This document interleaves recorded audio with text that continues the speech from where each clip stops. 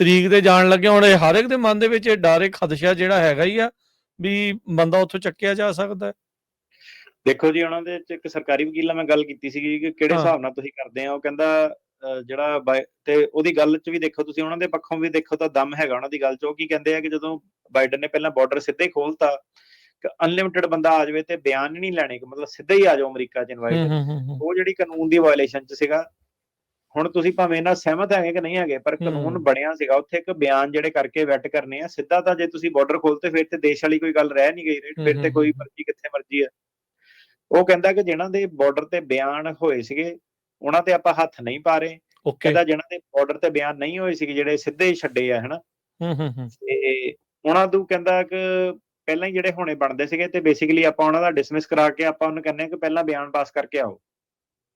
ਸੋ ਜਿਹੜੇ ਬਾਈਡਨ ਦੇ ਕਾਰਜਕਾਲ ਚ ਆਏ ਆ ਤੇ ਜਿਹਨਾਂ ਦੇ ਬਿਆਨ ਨਹੀਂ ਹੋਏ ਆ, ਉਹਨਾਂ ਨੂੰ ਪ੍ਰੋਬਲਮ ਜਿਹੜੀ ਉਹ ਕਰ ਰਹੇ ਆ, ਉਹਨਾਂ ਦੇ ਉਹ ਡਿਸਮਿਸ ਕਰ ਰਹੇ ਆ।